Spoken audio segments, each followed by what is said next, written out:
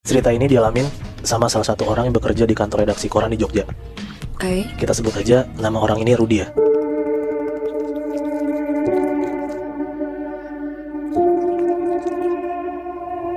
Nah, lebih dari 3 tahun, Rudi itu udah bekerja di bagian iklan nih di kantor redaksi ini. Jadi dia tuh jadi kayak graphic designernya lah Oke.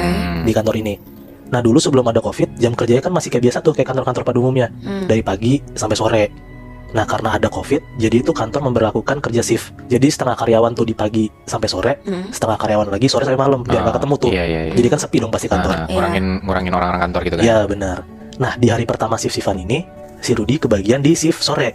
Berarti sore ke malam dong. Iya benar. Masuk ke jam 3, balik ke jam 9 malam. Dan shift sore ini cuma bertiga.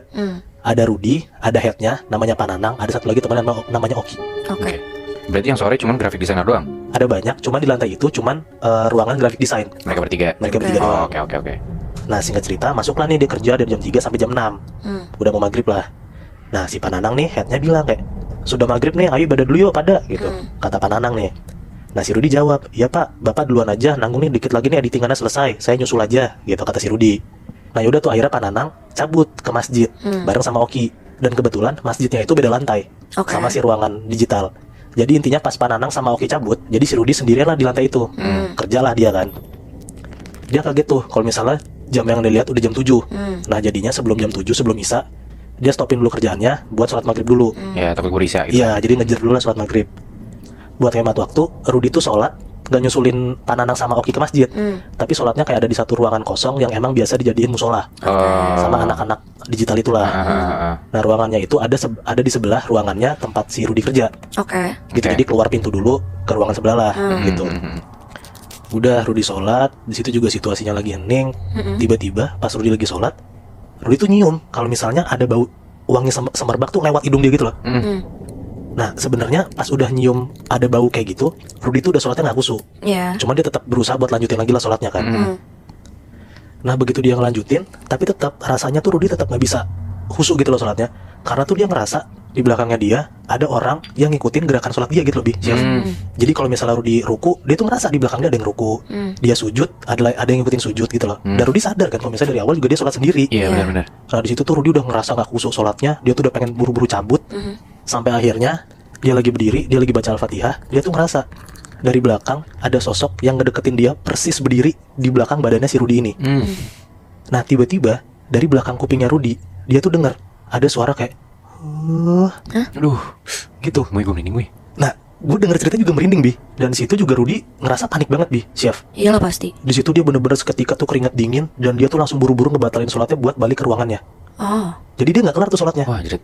Nah, di situ sampai ruangan kerjanya dia tuh cuma bisa duduk, diam dan ngatur nafas lah. Nah, pas lagi diam duduk kayak gitu, tiba-tiba nggak lama setelah itu Pananang sama Oki balik dari masjid. Oke. Nah, Pananang nanya ke Rudi, kamu nggak jadi sholat, Rud? Gitu. Rudi jawab, jadi pak, saya tadi jadinya sholat di ruangan sebelah, kata Rudi kayak gitu. Nah, Pananang langsung random tuh ngomong kayak gini ke Rudi, loh, kamu maghriban di ruangan sebelah tuh? Berani banget kamu di sini maghrib Rud, Wah, sendirian lagi, gitu. Dengar Pananang ngomong kayak gitu, Rudi sebenarnya langsung mau ceritain kejadian yang tadi. Cuman dia takut karena kalau misalnya dia cerita pasti bakal kebayang-bayang. Jadi Iya. ya udah dipendam sendiri aja lah. Singkat cerita, setelah jam kerja selesai, udah tuh jam 9 kan, waktunya pulang tuh mereka bertiga. Di situ Pananang minta tolong sama Rudi buat ngunciin semua ruangan-ruangan lantainya, dan kalau udah matiin semua lampunya. Ya Rudi mau nggak mau mengiyakan dong, karena kan disuruh sama headnya gitu, nggak mungkin nolak kan. Akhirnya di jam 9 itu, Pananang sama Oki pulang, dan di lantai itu nyisain Rudi doang, Sendiri berarti ya? sendirian berarti. Nah, udah tuh dia ngunci ruangan-ruangannya, lampu-lampu ruangan juga dimatiin, sampai nyisa ada satu lampu yang belum dimatiin, yaitu lampu master lantai itu.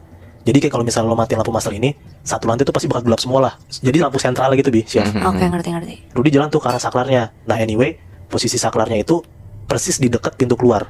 Oke. Jadi kalau misalnya lo berdiri di depan lampu saklar itu, lo nengok ke kiri, pasti tuh lo bakal bisa ngeliat satu ruangan yang isinya kosong gitu. Jadi lo bisa ngeliat seluruh lantai itulah kalau misalnya lo berdiri dan nengok kiri dari arah saklar lampu itu. Nah, udahlah, akhirnya Rudi matiin lampu utamanya. Nah, di situ langsung bener-bener gelap dong lantainya kan, karena kan udah Rudi matiin kan. Ya. Nah, pas dari gelapnya lantai itu, dari ekor matanya Rudi, dari arah kiri, Rudi tuh ngerasa kayak ada yang gerak-gerak gitu, Bi, Chef. Sontak Rudi nengok nih ke arah kiri. Di situ yang Rudi lihat, jadi kalau lo kebayang nih, lantai kerjanya Rudi, di tengahnya tuh ada space kosong. Nggak ada meja, nggak ada kursi, jadi emang space kosong itu emang buat orang lalu lalang lah. Nah, di tempat yang biasa kosong itu, Rudi ngeliat ada bayangan tinggi yang bener-bener diem aja gitu di tengah-tengah ruangan itu. Yang kosong itu berarti Yang ya? kosong itu. Nah Rudy mau make sure lah ada apaan kan, dia hidupin lagi tuh lampu masternya. Pas begitu dia ngidupin lampu masternya, bayangan yang Rudy lihat di tengah itu hilang. Jadi space kosong lagi. Jadi space kosong lagi. Gak ada apa-apa lagi. Gak ada apa-apa lagi, Bi, Chef. Udah nih, pas Rudy mati lampu lagi, nongol lagi itu bayangan. Bayangan tinggi itu nongol lagi, tepat di tempat pertama Rudy lihat. Di tengah-tengah space kosong itu. Nah, begitu Rudy perhatiin, Rudy tuh ngeliat pakai mata kepala dia sendiri. Kalau misalnya bayangan tinggi itu tiba-tiba menggeliat, kayak gerak-gerak sendiri gitu. Aduh. Nah, terus tiba-tiba bayangan tinggi itu muter ke arah kanan. Dan dari posisi itu, tiba-tiba bayangan tinggi itu loncat-loncat pelan-pelan ke arah kanan. Kayak tek, tek, tek, tek gitu. Nah, di situ Rudy tahu lah sebenarnya apa yang Rudy lihat. Jadi bayangan tinggi itu adalah pocong. Aduh anjing. Di situ tuh Rudy ketakutan, dia buru-buru cabut, dia ngunci pintu, langsung turun tuh dia. Ke lift, langsung pulang lah dia. Udah tuh kebesokan harinya, Rudy dapat lagi shift sore. Aduh. Nah, Rudy langsung buru-buru nyamperin Pak Nanang, headnya, buat ngobrol tuh berdua. Rudy bilang lah kalau misalnya Rudy nggak mau lagi ditempatin di shift sore. Nah, pas ditanya kenapa sama Pak Nanang, Rudy jelasin lah apa yang udah dialamin kemarin kan ke Pak Nanang. Nah, dengar kayak gitu, Pak Nanang cuma bilang, ya udahlah Rud, kamu juga baru digituin doang. Ya. Nah, di situ Rudy bingung lah. Rudy langsung nanya, hah, digituin doang Pak? Emang ada yang lebih parah? Nah, habis itu Pak Nanang bilang lah, kemarin kamu ingat kan kalau misalnya saya bilang kamu berani banget sholat di sana sendirian. Oh, yang di ruangan itu ya? Yang di ruangan itu. Nah, kenapa Pak Nanang bisa ngomong kayak gitu? Karena pernah ada suatu waktu Pak Nanang tuh lagi sholat sendirian, sama tuh di ruangan itu juga, di ruangan Rudy sholat juga yang kemarin. Nah, tiba-tiba pas Pak Nanang lagi bersedekap, lagi baca Al-Fatihah, dia ngeliat dengan jelas tepat di depan Pak Nanang ada pocong. Aduh. Kepalanya miring-miring gitu kayak goyang-goyang. Anjir. Jadi si pocong itu ngeledekin si Pak Nanang. Lagi sholat Anjir. gitu. Lagi sholat. Anjir. Di situ Pak Nanang juga ketakutan lah, makanya Pak Nanang bisa bilang kayak gitu ke Rudy. Ngerti. Nah, menurut gua kayaknya emang itu sosok penunggu kantor itu. Dan sosok pocong ini emang tinggalnya dalam tanda kutip di lantai tempat mereka kerja. Oh. Pantesan si Pak Nanang sama Oki tuh perginya ke masjid ya, Moy? Iya. Karena dia udah pernah sholat di ruangan itu dan gak berani lagi kan? Iya benar, dan menurut gue juga Rudy kan nggak tahu kalau misalnya Pak Nanang pernah ada kejadian itu kan. Iya. Makanya dia cuek aja ngelarin kerjaannya, dan dia bisa berani tuh tinggal sendiri di ruangan itu.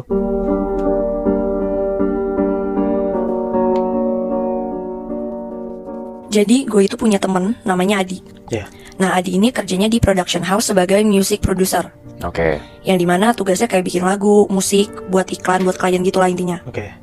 Nah, kantor Adi ini ada di sebuah studio di daerah Bandung. Tepatnya itu di Jalan Geger Kalong. Nah, suatu hari itu Adi punya pekerjaan untuk buat jingle iklan untuk salah satu klien kantornya. Ya. Nah, di hari itu jadwalnya emang untuk harus take vokal. Jadi hari itu Adi nggak sendiri. Adi ditemenin sama satu temannya, ada namanya Reza. Oke. Nah, Reza itu tugasnya untuk ngebantuin si Adi untuk take vokal si jingle iklan ini. Oh, oke. Malam itu mereka mulai produksi itu sekitar jam 11-an malam. Karena emang mereka tuh tipe orang yang baru bisa produktif tuh malam. Oh, night person lah ya. Iya, benar. Nah, jadi kalau misalnya lo bayangin nih Moibi, si ruangan studionya itu ada satu ruangan yang isinya kayak mixer, monitor gitu-gitu, itu buat ruang produser kan. Iya. Nah, yang satu lagi tuh dipisahin sama kaca yang dimana dari kaca itu bisa lihat ke ruangan, itu ruangan vokal booth-nya. Oh, gue paham. Jadi kayak ada dua ruangan nempel dan lo bisa ngeliat ruangan satu sama lain dari kaca kan? Iya, benar Moy. Oke. Nah, mereka jam 11-an mulai take vokal.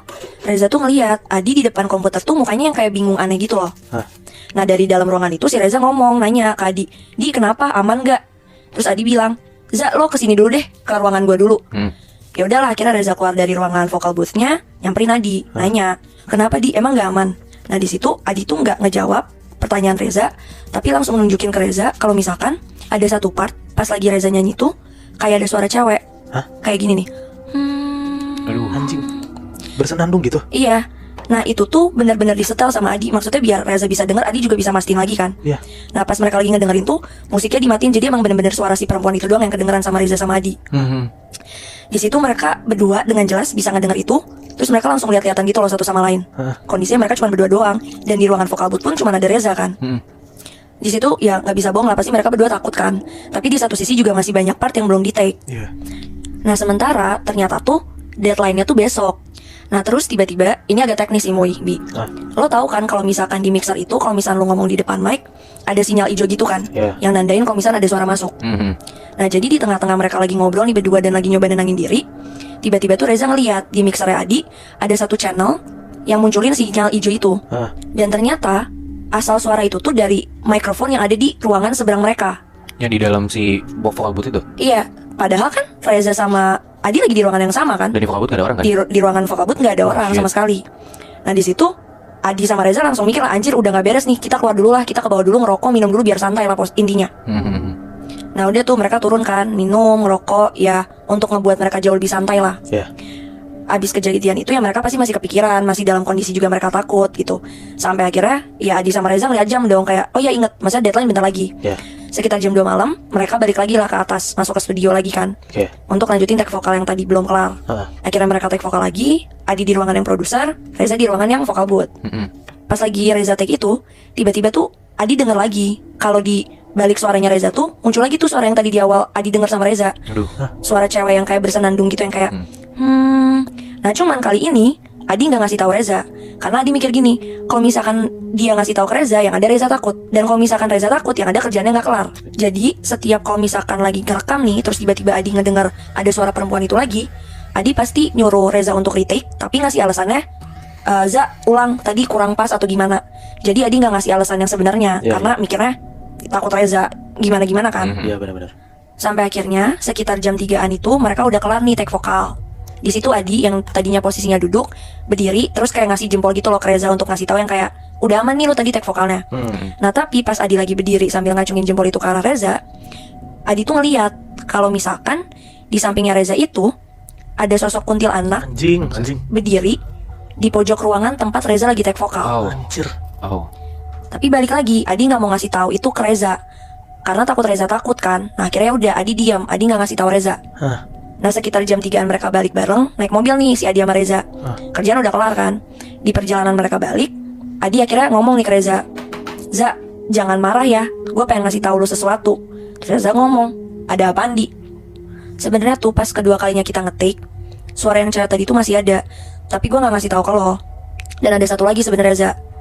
Jadi tadi pas gue berdiri ngacungin jempol ke lo tuh, sorry banget gue masih bilang ini, dan sorry banget gue nggak bilangnya tadi, karena sebenarnya gue tuh ngeliat ada sosok kuntilanak berdiri di belakang lu di pojok ruangan itu.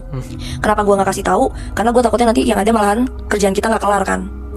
Nah tiba-tiba si Reza itu ngomong ke Adi, gue juga sebenarnya ada sih pengen ngasih tahu lu sesuatu Di.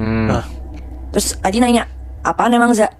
Jadi sebenarnya selama gue tadi nge-take di dalam ruangan itu, gue juga ngerasa ada yang aneh gitu. Adi nanya, ngerasa aneh apaan emang Za? Jadi pas gue nge-take dan gue sesekali kayak ngeliat ke lo, gue tuh ngeliat ada sosok kuntilanak di belakang lo mundar-mandir. Anjing gue merinding. Astagfirullahaladzim. Tapi gue milih untuk gak cerita sama lu nih Di, karena gue tahu kalau misalkan gue ngasih tahu ke lo, yang ada lo takut. Dan kalau misalkan lo takut, kita nggak bisa ngelarin kerjaannya malam ini, dan yang ada malah di reschedule. Nah gue nggak pengen di reschedule karena besok tuh gue ada rencana untuk ke Jakarta. Kalau gue nggak bisa, gue takutnya nanti malah job ini dikasih ke orang lain. Nah jadi ternyata di momen itu, yang dimana mereka berdua sama-sama didatengin sama sosok kuntilanak itu, ternyata itu kuntilanak kembar. Oh, anjir. Yang satu ngegangguin Reza di ruangan vocal booth, dan yang satu lagi ngegangguin Adi di ruangan produser. Anjir, gue kira kayak lu tau gak sih kalau misalnya setan bisa ada di mana-mana gitu dalam satu waktu yang sama. Iya, Ternyata ngerti. bukan kayak gitu. Bukan emang kuntilanak kembar gitu Bi. Bangsat. Ada 2 Bi di studionya. Ada seorang lawyer corporate cewek yang kerja di sebuah law firm. Sebut aja namanya Fania. Oke. Umurnya tuh masih sekitar 25 tahun, yang mana biasanya di umur segitu tuh jabatannya udah associate lah. Asosiasi itu apa? Associate itu kayak satu tingkat di atas junior. Jadi kayak lu setahun kerja di junior, habis itu naik tingkat. Oke. Jadi di tengah-tengah lah, di atas ada bosnya lagi. Nah, si Fania ini lagi ngurusin case untuk sebuah perusahaan startup yang ada di daerah Pejaten. Oke. Jadi itu intinya si Fania ini yang pertama dia disuruh sama bosnya buat nyamperin ke kantor kliennya. Terus dia cari dokumen-dokumen yang diperluin, dia sortir, terus dia copy-copy dokumennya. Baru setelah itu dokumennya dipakai buat dikerjain kayak dianalisis segala macem Oke. sama si law firm ini. Oke. Intinya kayak gitu. Iya. Nah jadilah si Fania harus ke kantor startup ini dong, ke Pejaten. Udah tuh hari pertama Fania di sana, dia kerja bareng sama satu PIC dari perusahaan startup itu. Oke. Sebut aja namanya Mbak Leni. Bi, sorry, ini berarti nggak cuma 1 kali doang? Iya, jadi kayak dia mungkin butuh berapa hari gitu mau buat ke sana. Jadi kayak karena kan dokumennya banyak gitu. Iya. Nah jadi si Mbak Leni ini yang bakal bantuin Fania buat ngesortir dokumen. Oke. Singkat cerita, mereka kerja berdua di satu ruangan sampai sekitar jam 5-an. Itu orang-orang kantor tuh pada cabut karena emang pulang kantor jam 5. Nah, Fania sama Mbak Leni ini masih ngurusin dokumen sampai sekitar jam 6 sore lah. Mereka baru mau cabut tuh. Tapi sebelum balik, si Fania ini mau ke toilet dulu, toilet cewek. Akhirnya Mbak Leni beres-beres rapiin berkas buat besok lanjut lagi. Fania ke toilet sendiri. Oke. Di situ kondisinya udah nggak ada orang kan. Pas Fania masuk toilet, itu di depan wastafel yang ada kaca-kaca gitu. Ya. Itu tuh ada cewek berdiri di depan wastafel kayak lagi rada nunduk gitu. Dan di situ Fania ngeliat si cewek ini pakai kebaya putih. Dan emang pas hari pertama Vania ke situ, emang semua karyawan tuh pakai baju putih. Jadi mungkin kayak ini dress code kantor gitu loh. Oke. Iya. Nah, otomatis Vania ngira kalau mungkin si Mbak ini pegawai kantor itu juga. Ya karena kan dress code-nya putih juga ya. Ya udah, Vania lewat aja tuh, karena dia ngerasa si Vania ini orang luar, biar sopan. Vania cuma bilang kayak, misi Mbak, gitu. Nah, tapi nggak disautin sama Mbak ini, Mbak kebaya putih ini. Si Mbak ini diem aja. Ya udah tuh, Vania masuk ke bilik kamar mandi. Nggak sampai semenit tuh, si Vania udah keluar dari pintu bilik kamar mandi lagi. Nah, pas keluar, si Mbak yang pakai baju kebaya ini udah nggak ada. Cuma yang ada di situ Mbak Leni. Mbak Leni lagi kayak ngaca gitu depan wastafel. Si Vania dari sampingnya Mbak Leni ngajak ngobrol. Mbak Leni, dokumen yang tadi udah rapi Mbak. Nah, tapi setelah si Vania nanya kayak gitu, Mbak Leni cuma nengok ke arah Vania, terus ngangguk doang. Vania ngomong lagi abis itu, besok aku datang lagi ya Mbak, jam 8 pagi. Lagi-lagi Mbak Leni cuma ngadep ke arah Vania, terus ngangguk doang sambil senyum. Di situ Vania kayak dalam pikirannya tuh, ini Mbak Leni kenapa ya? Dari tadi Mbak Leni cengengesan sambil kerja, ngobrol banyak sama gue, tapi kok sekarang jadi pendiam gitu. Nah, setelah itu Mbak Leni langsung kayak ngasih gestur ngangguk, kayak mau cabut duluan gitu. Dan dia langsung ninggalin Vania gitu aja, tanpa ngomong apa-apa. Nah, kebesokan paginya Vania datang ke kantor itu lagi, dia ketemu Mbak Leni lagi, dia ngeliat Mbak Leni tuh kayak udah ceria lagi, ngobrol-ngobrol lagi, cengas-cenges lagi sama Vania, kerja bareng gitu. Kayak biasanya gitu ya? Kayak biasanya lagi. Nah, udah tuh mereka kerja gitu kan. Siangnya, si Vania tuh ditelepon sama atasannya, kayak minta update gitu. Gimana Van, udah sampai mana? Terus Vania jawab, baru 1/3 lah bang, ternyata dokumennya banyak.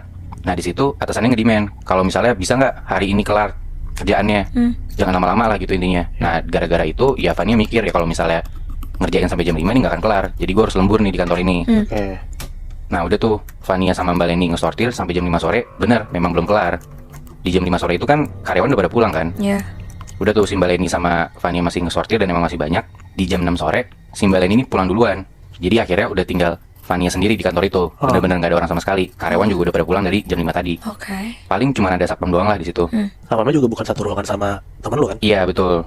Nah, sekitar jam 8 malam Vania tuh sakit perut. Dia mau ke kamar mandi buat BAB. Vania masuk kamar mandi, tiba-tiba di depan wastafel Vania ngeliat ada mbak-mbak kebaya putih kayak yang kemarin dia lihat. Persis sama, bajunya sama, posisinya juga sama, dan diem gitu aja. Nah, di situ Vania tuh mulai ngerasa aneh, karena kayak di hari kedua ini dia tuh ngeliat karyawan tuh gak ada yang pakai baju putih. Kok mbak ini pakai baju putih lagi, pakai baju yang sama kayak kemarin lagi.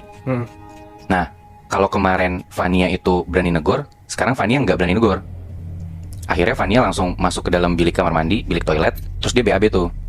Nah, di tengah Vania lagi BAB itu, dia ngeliat dari bawah pintu kan kayak ada space gitu. Kalau lu tau lah kamar mandi kantor-kantor itu bawahnya ada space itu kan. Jadi lu bisa kayak dari dalam kamar mandi, lu lihat di luar tuh kayak ada kaki orang atau ada apa gitu kan. Nah, di situ Vania ngeliat kayak ada kaki orang jalan ke depan pintu biliknya dia. Vania ngeliat ada kaki di situ, dan gak lama pintu biliknya Vania ini diketok. Tok, tok, tok. Nah, dari dalam Vania ngejawab, sorry ada orang. Habis itu diketok lagi pintunya. Tok, tok, tok. Vania jawab lagi dari dalam, sebentar ya mbak, maaf, aku belum selesai. Setelah jawab kayak gitu, Vania ngeliat si kaki yang tadi di depan pintu bilik dia itu ngelangkah cabut gitu. Udah, Vania selesai dari buang airnya, dia keluar bilik toilet, dia mau cuci tangan, dan pas dia mau cuci tangan itu, dia ngeliat mbak-mbak yang pakai kebaya putih tadi masih ada.